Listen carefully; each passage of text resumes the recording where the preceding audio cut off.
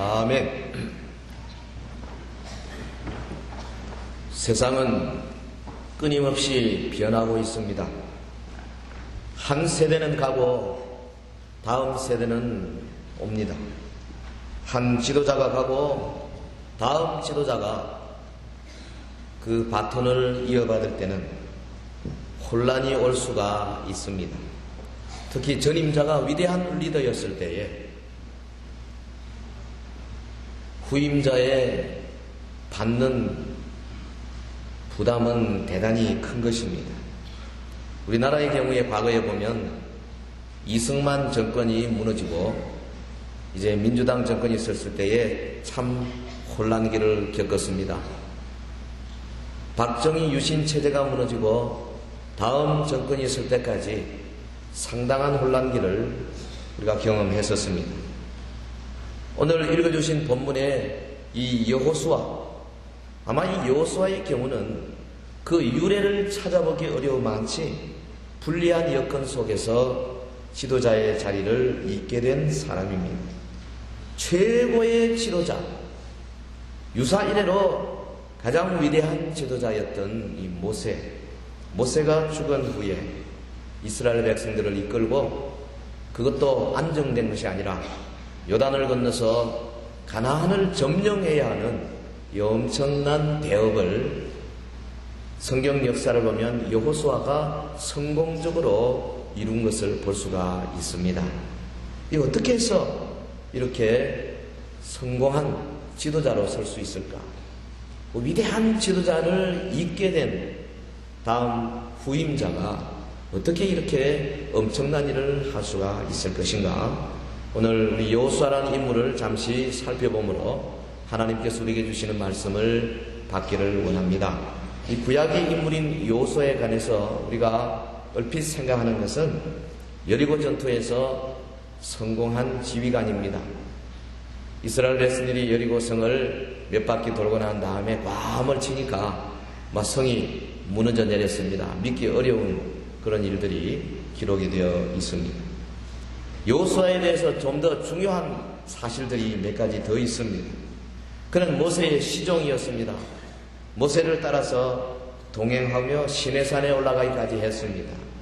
그는 가나안 땅을 정탐하기 위해서 각 지파 한 사람씩 뽑힐 때에 에브라임 지파 대표로 뽑혔습니다. 그리고 40일 동안 가나안 땅 남쪽에서 북쪽까지 샅샅이 뒤지고 돌아왔습니다. 12명의 정탐꾼 가운데 10명이 부정적인 보고를 했을 때에 여호수아와 갈렙은 하나님의 능력을 힘입어 우리가 능히 이 가나안을 정복할 수 있다, 긍정적이고 믿음의 의견을 내어놓았던 그런 사람입니다. 그의 이름 여호수아는 신약의 헬라말로 하면 예수님과 같은 이름입니다. 하나님은 구원이시다. 모세와는 달리 그는 서민적인 배경을 갖습니다.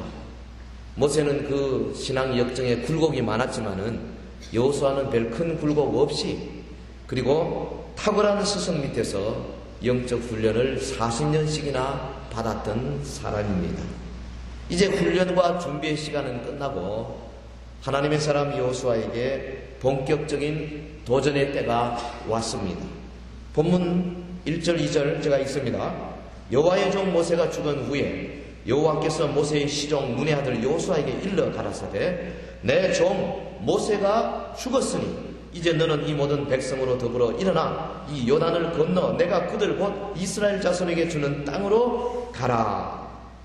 본문의 표현을 보면 여호와의 종 모세 그리고 모세의 시종 여호수아 영 차원이 다릅니다. 모세는 하나님 여호와의 종이었습니다. 여호수아는 그때까지 감히 하나님의 종이라는 말을 쓰지 못하고 모세의 시종이었습니다. 그러나 이제 모세는 죽었습니다. 모세의 임무를 인계받아서 행해야 할 때가 되었습니다. 여러분, 이스라엘의 새 지도자로서 출발하는 여호수아, 그를 향한 하나님의 계획이 어떠하며 그가 어려운 조건 속에서 능력 있는 지도자로 우뚝 서게 된 그 성공의 비결이 무엇인가 오늘 본문에서 우리가 살펴보기를 원합니다. 첫째로 하나님은 여호수아의 일생을 위한 계획을 가지고 계셨습니다. 내 종 모세가 죽었으니 이제 너는 이 모든 백성으로 더불어 일어나 이 요단을 건너 내가 주는 땅으로 가라. 마치 기다렸다는 듯이 하나님께서 여호수아에게 할 일을 지시하고 계십니다. 애굽에서 여호수아 태어났을 때에 노예의 가정에 태어났지 않습니까? 그가 태어난 날이 아마 BC 1500년경 될 것입니다. 그의 미래는 별로 밝지 못했습니다. 노예로서 한평생 살아야 할 운명을 가지고 태어난 사람입니다. 저나 여러분이나 마찬가지로 우리도 이 땅에 태어날 때에 죄의 노예로 태어났습니다. 죄의 권세하에 태어났습니다. 죄의 오염으로 태어났습니다. 한 사람 예외 없습니다. 에베소 2장 3절에 보면 전에는 우리도 다 그 가운데서 우리 육체의 욕심을 따라 지내며 육체와 마음에 원하는 것을 하여 다른 이들과 같이 본질상 진노의 자녀이었더라 그랬습니다. 본래 우리는 본질상 진노의 자녀로서 우리 앞에는 암담한 미래가 기다리고 있을 뿐이었습니다. 그건 여호수아도 그렇습니다. 이 사람 그런데 다른 이스라엘 백성들과 함께 하나님이 예비한 피로 인하여 종의 신분에서 해방이 되었습니다. 출애굽기 12장에 보면 이스라엘 백성들이 애굽을 벗어나는 바로 그 전날 저녁에 일어난 무서운 사건 우리가 잘 알지 않습니까? 애굽에 내린 하나님의 여러 재앙들 그리고 마지막 10번째 재앙 하나님께서 애굽의 모든 가정에 사람과 짐승의 초태생을 죽이겠다고 하는 이 어마어마한 이 형벌 그 밤에 죽음의 천사가 하나님에 의해 파송되었습니다. 집집마다 들어가서 장자를 죽이고 짐승의 첫 번째 난 새끼를 죽이는 그런 일이 있었습니다. 하나님께서 일찍이 이스라엘 백성들에게 말하기를 너희가 나흘 전에 양을 준비하고 잘 예비했다가 그날 저녁 양을 잡고 그리고 양의 피를 받아서 너희들이 살고 있는 문 좌우 설주와 임방에다가 발라라. 죽음의 천사가 각 집을 방문할 때에 피가 발려있는 집은 6월 넘어가는 놀라운 역사가 출애굽기 12장에 기록이 되어 있습니다. 한마디로 구속 그리고 자유, redemption and freedom.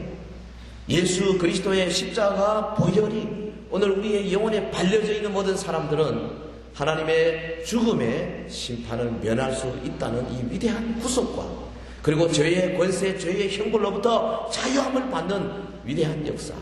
여호수아나 이스라엘 백성이나 오늘 우리나 다 함께 경험하게 된 사건입니다. 저나 여러분이나 그리스도의 보혈로 말미암아 죄의 속박과 죄의 형벌로부터 해방된 줄로 믿습니다.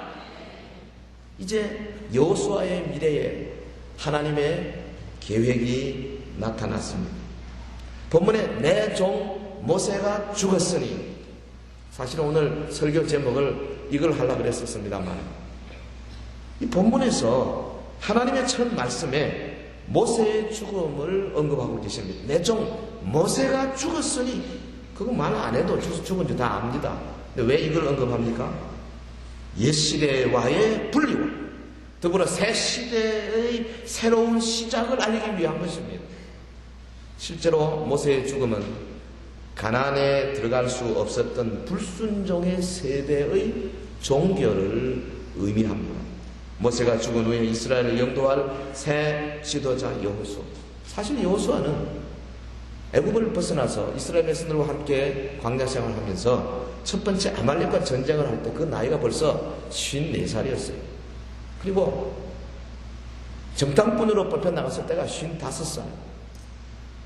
40년 광야 유리하고 이제 모세가 죽고 이스라엘의 대권을 거머쥐고 이스라엘 백성들을 이끌고 요단을 건너야 할 여호수아 나이가 95살. 꽤나 많은 나이입니다. 하나님께서 이 나이에 그를 부르실 것을 아마 여호수아가 생각하지 못했는지 모르겠어요. 그러나 여호수아는 더 이상 과거에 사로잡혀서는 아니 되었습니다. 벌떡 일어나서 시리에 빠진 이스라엘을 영선하여 가나안으로 진군해야 했습니다. 하나님은 이를 위해서 여호수아를 오래 오랫동안 준비해 두셨습니다. 하나님은 자기의 종들, 자기 백성들의 일생을 이미 계획하고 계시는 줄 믿습니다. 스위스에 어니벨츠라는 사람이 있었는데 이 사람이 키가 1m 20밖에 되지 않았답니다. 난장입니다. 나이가 30에 가까웠는데 아무 희망이 없었어요. 결국 많은 사람들이 모여드는 미국으로 이민을 갔습니다. 가서 새로운 도전을 시작했습니다. 그런데 미국이란 나라가 또 만만치 않았습니다. 그게 난관이 많았어요. 어디를 가든지 이 사람 1m 20 조그마한 사람이 다들 호기심과 장난기 어린 눈으로 그를 쳐다보고 도무지 사람 대접을 해주지 않았습니다. 그런데 어느 교회에 특별한 모임에 이분이 참여하고 사람들이 그 교회 참 그 놀랍게도 그 교회 사람들이 그를 조금도 이상하게 보지 아니하고 아주 따뜻하게 융숭하게 그렇게 맞이해 주었어요. 위로를 받았습니다. 그리고 그 교회 생활하면서 그가 용기를 얻었습니다. 하나님의 계획이 나의 삶 속에도 있다. 그런 메시지를 받고 새로운 결심을 하게 되었습니다. 나같이 볼품없는 자도 하나님이 사용하실 수 있겠구나. 나같이 모든 사람들에게 조롱의 대상이 되는 그런 존재도 하나님께서는 마스터 플랜을 가지고 계시는구나. 그가 그것을 알고 용기 백배했습니다. 그래서 그의 삶이 창조적으로 변화되었습니다. 모든 일에 적극적으로 참여하게 되었습니다. 주변의 사람들이 그의 능력을 하나씩 둘씩 인정하게 되었습니다. 그래서 마침내 그가 아프리카의 어느 교육기관의 책임자로 떠나게 됩니다. 여러분, 사람은 결코 실패하기 위해서 이 땅에 태어나지 않았습니다. 실패는 어떤 일을 하기 전에 먼저 자기의 마음속에서 출발하는 겁니다. 내가 내 마음에 용기를 가지고 확신을 가지고 하나님이 나의 삶에 위한 분명한 계획이 있다는 사실을 인정하면 하나님께서 그에게 용기 주시고 그에게 새로운 길을 열어주시는 겁니다. 어떤 상황 속에 있더라도 하나님을 바라보는 사람에게는 소망이 있는 줄 믿습니다. 하나님은 저와 여러분을 위한 계획을 가지고 계시는 거죠. 많은 경우에 우리의 상상을 초월한 위대한 계획을 세워 놓으셨습니다. 여러분 기억하십시다. 하나님의 계획은 언제나 좋은 계획인 줄 믿습니다. 하나님의 계획은 우리가 기도하며 하나님에 나와서 알 수 있는 계획인 줄 믿습니다. 하나님의 계획은 내가 주님께 온전히 순복함으로써 비로소 실현되어지는 계획입니다. 그것은 바로 지금 오늘 이 시간부터 여러분의 삶 속에서 일어날 수 있는 계획입니다. 하나님은 지금부터 시작해서 여러분 주님 부르시는 그날까지의 모든 날에 아름다운 계획을 갖고 계시는 겁니다. 우리가 고속도로를 가다가요, 잘못 엑싯을 출구를 잘못 빠져나갔습니다. 그럼 헤맬 수 있습니다. 길을 못 찾을 수 있습니다. 그러나 우리가 그때에 영적으로 하나님을 바라보고 하나님의 그 뜻을 전폭적으로 순종하게 되면 하나님께서 그 자리에서, 그 헤매는 자리에서 다시 고속도로를 만들어 주시는 분이신 줄 믿습니다. 두 번째로 하나님은 여호수아에게 모든 경우에 함께 하신다는 약속을 주셨습니다. 동행의 약속입니다. 본문 5절에 보면 내가 모세와 함께 있던 것 같이 너와 함께 있을 것이니라. 내가 너를 떠나지 아니하며 버리지 아니하리라. 놀라운 말씀입니다. 수십 년 동안 여호수아는 모세의 종노릇만 했습니다. 따라다니면서. 그러니까 이 여호수아는 뭐가 같습니까? 누구를 이끌고 무슨 계획을 세우고 이런 자리보다 그냥 모세만 쳐다보며 살았습니다. 시키는 대로 하면 되는 얼마나 편한 삶입니까? 그런데 이제 그에게 하나님께서 대권을 주면서 따뜻한 말씀을 주고 계십니다. 내가 너를 떠나지 아니하겠다. 내가 너와 함께 있겠다. 내가 너를 버리지 아니하겠다. 하나님의 동행의 약속의 말씀입니다. 떠나지 아니한다. 이 말은 포기하지 아니한다. 혹은 혼자 있게 아니한다. 이 말입니다. 거기에 이 본문에 보면 강한 부정을 나타내는 히브리어 로라는 단어가 앞에 나옵니다. 결코 떠나지 아니한다. 결코 포기하지 않겠다. 결코 너 혼자 있게 내버려두지 않겠다. 이 짧은 5절에 보면 벌써 하나님의 동행의 약속이 3회 반복되고 있습니다. 여러분, 여호수아에게 당시 이 약속이 꼭 필요했습니다. 그리고 앞으로 다가올 그 모든 어려움에 대해서도 여호수아는 하나님의 동행의 약속을 필요로 하는 사람이었어요. 가나안 족속들은 여호수아가 직접 목회관처럼 장대한 안악 자손들이었습니다. 저들이 살고 있는 도성들은 전부 엄청난 거대한 이 요새로 지어져 있었습니다. 여러분, 가나안 족속들은 당시로부터 거기에 가나안 전기 7족, 후기 7족, 아주 세계에서 가장 많은 족속들이 뒤섞여 사는 곳이거든요. 전쟁이 많은 곳입니다. 저들은 이스라엘 백성들이 애굽에서 그저 종노릇 하고 있을 편안한 생활을 하고 있을 때에 계속 전투에 익숙한 그런 민족들입니다. 이에 비해서 이스라엘은 오합지졸입니다. 어떻게 비교가 되겠어요? 더군다나 이스라엘은 지금 위대한 지도자 40년간이나 하나님의 얼굴과 직접 얼굴을 맞대고 대화하고 하나님의 뜻을 이제 받아서 백성들에게 가르쳐주고 그 앞에 수많은 이적을 나타냈던 모세라고 하는 위대한 지도자를 잃었습니다. 온 백성에게 찾아온 공허감, 좌절감, 무력감, 아마 여호수아가 극복해야 할 가장 최대의 큰 장애물이었을 거예요. 어디 그뿐입니까? 저들의 앞에 다가올 무수한 시련, 무수한 환난. 실제로 여호수아는 여리고성을 점령한 이후 얼마 후에 바로 아이성에서 크게 참패를 당했습니다. 온 백성들의 마음이 물처럼 녹았다고 표현했습니다. 여러분, 하나님은 자신의 약속을 신실하게 지키십니다. 내가 너를 버리지 않겠다. 내가 너를 떠나지 않겠다. 내가 너와 동행하겠다. 새 지도자 여호수아가 마침내 가나안을 정복하고 성공적인 삶에 살게 된 최대의 비결, 바로 이 하나님의 동행하심이었습니다. 하나님은 자기 백성의 상황과 형편이 변한다 할지라도 자기의 약속을 결코 변개치 아니하시는 분이신 줄 믿습니다. 빅토리아 여왕이 양로원을 세운 게 있었는데요. 그 양로원에 연세가 많은 할머니가 있었습니다. 어떤 사람이 와서 그렇게 물었답니다. 여왕께서 당신을 종종 방문합니까? 그러니까 그렇습니다. 그렇게 대답하더래요. 한 걸음 더 물었습니다. 그러면 왕중왕 대신 예수님께서 당신을 신방하신 일이 있습니까? 그랬더니 할머니가 눈을 동그랗게 뜨고는 무슨 말입니까? 나는 신방을 받지 않습니다. 그래서 묻는 사람이 무슨 말씀을 하려고 그러는가 쳐다보고 있더니 하는 말씀이 나는 그분과 항상 함께 삽니다. 지금 이 순간도 여기 나와 함께 계십니다. 할렐루야. 주님은 우리를 신방하시는 분이 아니십니다. 목사는 신방하고 장로님들은 여러분 가정을 신방하지만 주님은 신방하지 않습니다. 주님은 아예 같이 계십니다. 할렐루야. 함께 살아요. 남편은 아내를 신방하지 않습니다. 같이 사는 거예요. 동행하시는 거예요. 여러분, 우리가 섬기는 하나님은 얼마나 위대하신 분이신지. 하나님의 사랑은 변치 않으십니다. 하나님의 사랑은 무조건 언컨디셔널한 겁니다. 하나님의 약속에는 결코 실패가 없습니다. 하나님은 한번 약속했다가 사정이 여의치 않아서 다시 변개치 않으십니다.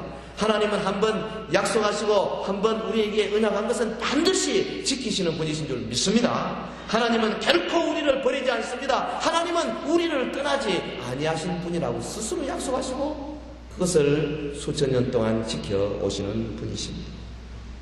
아프리카 선교의 아버지 데이비드 리빙스턴, 오랜 선교 생활을 이제 하는 가운데 마침 영국에서 어느 대학교에서 학위를 수여한다고 해서 불려왔습니다. 글라스고우로 돌아왔습니다. 연설을 하러 일어섰는데 한쪽 팔이 사자에게 물려가지고 그래서 팔이 쭉 늘어져 있는 것이 보였습니다. 리빙스턴 자신이 겪어야 했던 그 여러 가지 순환과 미래에 대해서 이야기한 다음에 그가 그렇게 말했다 그럽니다. 여러분, 언어가 다르고 내가 하는 일에 적의를 품고 있는 사람들 속에서 오랫동안 나를 북돋아 준 것이 무엇인지 아십니까?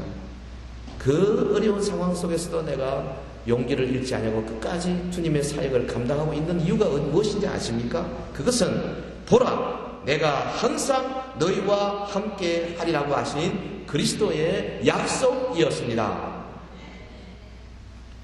여러분과 내가 주님을 따를 때에 주님이 항상 가까이 계시다는 사실을 확인할 수 있습니다.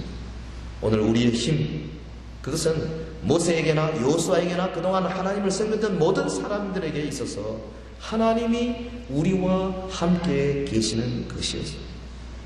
여러분, 신약 성경의 약속을 보십시오. 주님께서 친히 임마누엘의 약속을 주셨습니다. 예수께서 나와 일러 가르칠 때 하늘과 땅의 모든 권세를 아버지께서 내게 주셨으니 그러므로 너희는 가서 모든 족속으로 제자를 삼아 아버지, 아들, 성령의 세례를 주고 내가 너에게 분부한 모든 것을 가르쳐 지키게 하라. 볼지어다 내가 세상 끝날까지 너희와 항상 함께 있으리라. 할렐루야. 주님은 세상 끝날까지 항상 우리와 함께 있겠다고 분명히 약속. 누구와? 땅끝까지 복음을 전하며 제자 삼는 사람들, 초신자들을 양육하며 제자 되고 내가 제자 되어서 제자 삼는 사람들을 위하여서 하시는 약속의 말씀입니다. 볼지어다 내가 세상 끝날까지 너희와 항상 함께 있으리라. 주님은 보혜사 성령의 힘을 통하여서 우리와 동행하신다고 했습니다. 요한복음 14장 16절에 보면 내가 아버지께 구하겠으니 그가 또 다른 보혜사를 너에게 주사 너희 영원토록 너희와 함께 있게 하시리니 저는 진리의 영이라. 세상은 능히 저를 받지 못하나니 이는 저를 보지도 못하고 알지도 못함이라. 그러나 너희는 저를 아나니 저는 너희와 함께 거하시며 너희 속에 계시겠습니다. 할렐루야. 성령님이 오늘 우리에게 오셔가지고 그가 우리 속에 거하시는 것은 아버지와 아들 함께 거하는 것과 같은 겁니다. 그가 친히 말씀하시기를 내가 과연 너희를 버리지 아니하고 과연 너희를 떠나지 아니하리라 하셨느니라. 그러므로 우리가 담대히 가로되 주는 나를 돕는 자시니 내가 무서워 아니하겠노라. 사람이 내게 어찌하리요. 히브리서 13장 5절의 말씀입니다. 주는 나를 돕는 자시니 내가 무서워 아니하겠노라. 내가 과연 너희를 버리지 아니하고 과연 너희를 떠나지 아니하리라. 그래서 우리가 담대히 가로되 주는 나를 돕는 자시니 내가 무서워 아니하겠노라. 사람이 내게 어찌하리요. 여러분, 오늘 하나님과 동행하는 약속을 가진 사람들은 어떤 세상에 사람들의 핍박과 환난이 있다 할지라도 절대로 약해질 필요가 없는 거예요. 능히 이길 수 있는 줄 믿습니다. 성도에게 주시는 이 동행의 약속은요, 관념적인 것이 아닙니다. 그냥 무슨 생각으로 있는 것이 아니에요. 이것은 살아있는 체험의 역사에 기초한 약속입니다. 이 약속은 이전에 하나님의 백성의 지도자였던 모세나 여호수아 그리고 수많은 믿음의 백성 가운데 보여주셨던 실제적인 체험의 현장들을 기초하여 주신 살아있는 약속입니다. 모세와 여호수아의 성공 비결이 하나님과의 동행에 있었듯이 오늘날 그리스도인들의 성공도 바로 하나님의 동행에 있는 줄 믿습니다. 하나님의 말씀. 세 번째, 이 하나님의 말씀에 대한 내용이 거기 본문 7절 8절에 나옵니다. 여호수아가 사회 지도자로서 성공하는 이 비결, 하나님의 말씀을 연구하고 그 말씀을 순종하는 데 있었다 그랬습니다. 7절에 오직 너는 마음을 강하게 하고 극히 담대히 하여 나의 종 모세가 내게 명한 율법을 다 지켜 행하고 좌로나 우로나 치우치지 말라. 그리하면 어디로 가든지 형통하리라.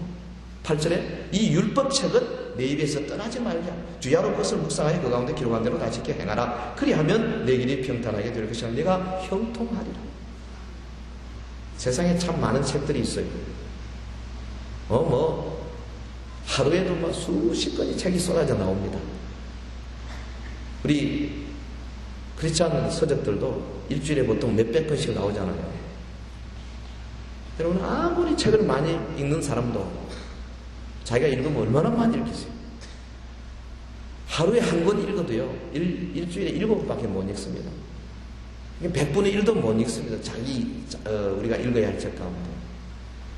근데 실은 하루에 한 권 읽는 사람이 거의 잘 없죠. 일주일에 한 권 읽으면 많이 읽는 거예요. 참 책 읽기 어렵습니다. 어마어마한 책들이 지금 쏟아지는데 어떤 책은 좋습니다만 대부분의 책은 별로입니다. 어떤 책은 기쁨을 주지만 대부분의 책은 무미건조합니다. 어떤 책은 아름답지만 대부분의 책은 지루합니다. 특별히 요즘같이 인쇄의 술이 발달되고 또 평소에 컴퓨터에 집어넣어 놨다가 그저 디스켓 만들어서 줘서 그냥 책을 만들 수 있는 지금 이런 시대는 책이 너무 남발되어서 어떤 책을 읽어야 할지 모르는 그런 시대에 살고 있습니다. 이 세상에 여러분 수많은 책들 가운데 골라잡기도 힘들지만은 그러나 한 가지 너무 감사한 것은 하나님을 사람에게 계시하는 책은 전지전능하신 하나님, 우주를 창조하시고 섭리하시고 우리 각각의 사람들을 위한 계획을 가지고 계시고 우리를 위하여 놀라운 사랑을 베풀어 주신 그 하나님, 이 하나님을 우리에게 계시하는 책은 하나밖에 없어요. 성경책입니다. 얼마나 감사한지 몰라. 이게 막 책이 수백 권 있으면 이거 어떡할 뻔했어요. 성경. 정말로 여러분 구원을 찾고 계십니까? 내 미래에 대해서 정말 내가 구원받아야 되겠다고 생각하는 분이 계십니까? 그러면 다른 데 찾아갈 것 없이 성경으로 가시길 바랍니다. 구원의 길은 성경 속에 자세히 게시되어 있습니다. 나의 일생을 위한 하나님의 뜻을 알고 싶습니까? 성경으로 가시기를 바랍니다. 이 땅에 살면서 정말 보람 있는 삶을 살고 싶습니까? 성경으로 들어가십시오. 성경 안에서 그 답을 발견할 수가 있습니다. 하나님의 말씀인 성경 안에 만사 형통의 비결이 담겨 있습니다. 오늘 본문 8절을 깊이 우리가 읽고 암송할 필요가 있습니다.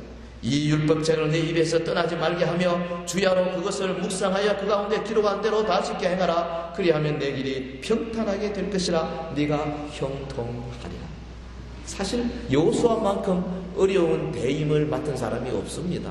아까도 설명했지만은 오늘 역사에 어느 누구도 여호수아가 감당해야 할 그 큰 일을 덥석 받아가지고 준비도 안 된 사람이 말이죠. 이거 그 밑에 허우적거릴 수밖에 없는 그런 상황 속에서 어떻게 여호수아가 이렇게 성공적인 지도자의 길을 걸어갈 수 있었느냐. 본문의 그 비결입니다. 거기 떠나지 말게 한다. 율법책은 내 입에서 떠나지 말게 한다. 떠나다는 단어가 히브리 말로 야무시입니다. 근데 이 사실은 사역형이 아니고 기본형이에요. 사역형은 우리 영어로 하는 분은 알지만 make 동사 아닙니까? have 동사. 무엇을 뭐뭐 하게 한다. 뭐뭐로 하여금 뭐 하게 한다. 여기 오늘 우리 말을 보면은 사역으로 번역해놨어요. 율법책을 내 입에서 떠나지 말게 해라. 그런데 야무시라는 단어는 기본형입니다. 이거는 사역이 아니에요. 그러니까 이걸 문자 그대로 해석한다면 이 율법책은 이게 주어 목적어가 아니고 주어입니다. 이 율법책은 내 입에서 떠나지 않아야 한다. 이렇게 이해되는 것이 맞을 거예요. 왜냐하면 사역형으로 번역하면 행동의 주체가 사람이 됩니다. 율법책을 떠나게 하지 말라. 떠나게 할 수도 있고 안 떠나게 할 수도 있고 이 사람에게 달려있지 않습니까?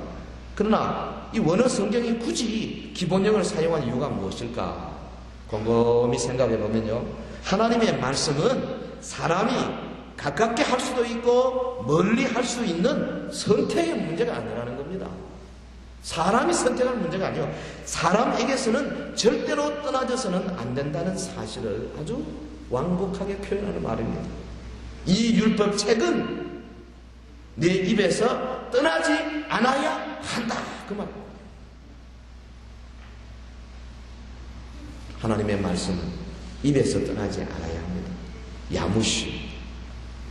출애굽기 13장 22절에 보면 구름 기둥과 불 기둥이 백성들을 야무시 떠나지 않았다 그랬습니다. 이스라엘 백성들이 구름 기둥, 불 기둥을 무슨 오게 하고 가게 하는 게 아니지 않습니까? 백성들은 가만히 있는데 하나님이 불 기둥, 구름 기둥을 보낸 거죠. 그래 안 떠나는 겁니다. 하나님에게 달려 있습니다. 그와 마찬가지로 하나님의 말씀, 내가 여기 있는데 말씀이 나에게 와서 안 떠나는 수준이 돼야 된다는 거죠. 입에서. 다른 말로 하면 우리의 생각이 한시라도 하나님의 말씀에서 떠나지 아니하고, 여러분 성경 읽을 때 그때뿐만 아니라 우리의 삶의 전 영역을 말씀에 붙들림 받을 수 있도록 하라 하는 말씀입니다. 그리고 거기 주야로 그것을 묵상하다. 하가라는 이 말은 중얼거리다는 단어입니다. 중얼중얼 하는 겁니다. 묵상하다, 하가. 이게 무슨 말입니까? 이 율법책, 하나님의 말씀이 입에 딱 붙어 있어서 주야로 그것을 중얼거리라는 겁니다. 우리가 보통 묵상이라는 단어 쓰면요, 조용한 데서 눈을 찌그시 감고 아무것도 안 하고 마음을 비우는 거 생각하지 않습니까? 그래서 무슨 초월적 명상이다, 위험한 겁니다. 그건 뉴에이지에서 온 겁니다. 초월적 명상. 가부좌 털고 앉아서 요가하는 사람들이죠. 그래서 자기의 머리를 비운다. 머리 비우면 큰일 납니다. 귀신들이 들어옵니다. 어떻게 해야 됩니까? 히브리적인 개념은 뭐냐면 비우는 것이 아닙니다. 말씀으로 채우는 거예요. 그러니까 어떻게 해야 되느냐? 여기 내 입에서 떠나지 말게 하는 주야로 그것을 묵상하여, 이 말은 다른 말로 하면 주야로 항상 하나님의 말씀을 중얼중얼 읽고 암송하고 해서 계속 뒤로 들어가가지고 이래서 채워넣으라는 거죠. 저는 그래서 기도할 때도 너무 가만히 그렇게 기도하는 것보다는 자기가 자기 입으로 소리 내고 들을 수 있는 기도가 좋다고 생각하는 사람입니다. 기도는 그렇게 해야 될 것입니다. 물론 때로는 고요히 하나님을 바라볼 때도 필요하지만은 이 히브리 사람들은 이 중얼거리는 걸 좋아해요. 그래서 하나님 말씀을 그 통곡의 베개도 지금도 가보면요, 전후 좌우로 흔들면서 말씀을 암송합니다. 얼마나 암송을 잘하는지 몰라. 히브리 아이들 7살만 먹으면 3명만 갖다 놓으면 창세기부터 말라기까지 다 암송한다고 그러잖아요. 뭐 책이 필요 없어요. 주야로 그것을 중얼거리는 겁니다. 그래서 그딱 채워 넣는 거죠. 그리고 그 다음에 뭐냐면 다 지켜 행하라 그랬어요. 그러니까 말씀을 항상 중얼거리는 일은 그 행위 자체에 목적이 있는 것이 아니고, 암송 자체에 목적이 있는 것이 아니고, 성경 퀴즈에도 퀴즈 자체에 목적이 있는 것이 아니라 그를 통해서 하나님의 말씀을 알고 이것을 지켜 행하는 데 목적이 있다는 거죠. 우리가 행하는 말씀 묵상 행위는 하나님의 말씀이 우리의 매일의 삶을 온전히 지배할 때에 비로소 참 의미를 가지게 된다는 겁니다. 여러분, 예수님께서도 마태복음 7장 24절에 그랬지 않습니까? 그러므로 누구든지 나의 이 말을 듣고 행하는 자는 그 집을 반석 위에 지은 지혜로운 사람과 같으니, 비가 내리고 창수가 나고 바람이 불어 그 집에 부딪히되 무너지지 아니하나니 이는 주초를 반석 위에 놓은 연고예요. 이 말씀을 중얼중얼 계속 말씀을 집어넣어서 그 다음에 안 말씀을 행하는 거죠. 이것이 여호수아가 일생에 그 어려운 대임을 성공적으로 마칠 수 있었던 비결입니다. 우리 사랑하는 성도 여러분, 하나님의 음성을 들어야 합니다. 주님은 오늘 여호수아에게 말씀하시고 우리에게도 일어나서 가라고 명령하십니다. 이것은 명령인 동시에 위로요, 격려라고 할 수가 있을 것입니다. 내 종 모세가 죽었으니 이제 너는 이 모든 백성으로 더불어 일어나 이 요단을 건너 내가 그들 곧 이스라엘 자손에게 주는 땅으로 가라. 내가 내게 명한 것이 아니냐. 마음을 강하게 하고 담대히 하라. 두려워 말며 놀라지 말라. 내가 어디로 가든지 내 하나님 여호와가 너와 함께 하니라. 아마 여호수아는 두려워했던 것 같습니다. 여호수아는 놀랐던 것 같습니다. 마음이 막 떨렸던 것 같습니다. 내가 어떻게 이 일을 감당할 수 있겠는가?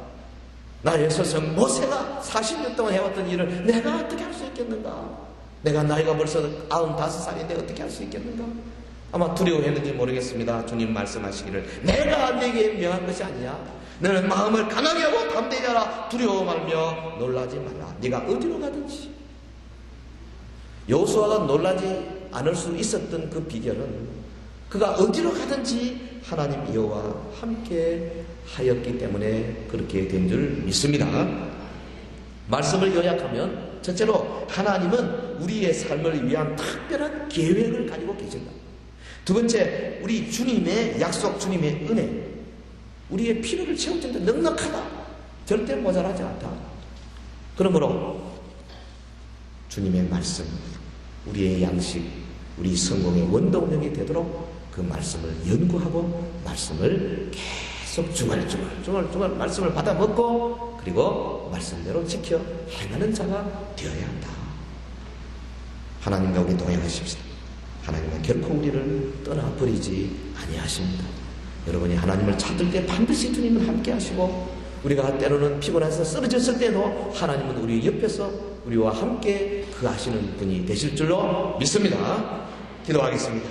네, 한번 합심해서 기도하겠습니다. 이 하나님 앞에 우리의 믿음을 고백하십시다. 주님과 동행하기를 원합니다. 저와 더불어 말씀 안에 거하기를 원합니다. 온 교회 성도들이 이 추석 연휴 기간에도 하나님의 말씀에서 떠나지 아니하고 진실로 주님과 동행하는 우리 삶이 될 수 있도록 다 같이 기도하겠습니다. 그러가신 우리 하나님 아버지, 주의 은혜와 사랑을 진실로 감사와 찬송을 드립니다.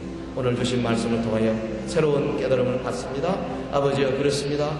여호수아 어려운 배임을 맡았지만은, 그러나 그가 하나님을 믿고 하나님의 약속을 믿고 하나님의 말씀을 철저하게 지키며 그 말씀대로 순종할 때에 아버지 그의 미래가 찬란하게 열렸던 것 저희들이 다시 한번 기억합니다. 사랑하는 주의 백성들에게 성령으로 역사하시고 성령으로 충만하게 하시고 성령으로 도와주셔서 아버지 저들의 삶 속에서 놀랍게 하나님을 발견하며 하나님의 동행하시는 놀라운 체험들을 계속해서 쌓아가는 주의 백성들이 되게 하여 주시옵소서. 이 어려운 시기에 우리에게 아버지 각자에게 여러 가지 어려움을 주셨지만은, 그러나 이 대임을 감당할 수 있도록 주님께서 동행의 약속을 주셨사오니 하나님이여 우리의 연약을 돌봐 주옵시고 성령님으로 우리 삶 속에서 주의 능력을 날마다 경험하고 체험하는 주의 백성들이 되게 하여 주시옵소서. 거룩하신 하나님 아버지, 주님의 동행의 약속이 오늘 사랑하는 성도들에게 확신되어져서 맡겨진 모든 책무를 성공적으로 수행하는 믿음의 군사들이 되게 하옵소서. 예수님 이름으로 기도하옵나이다. 아멘.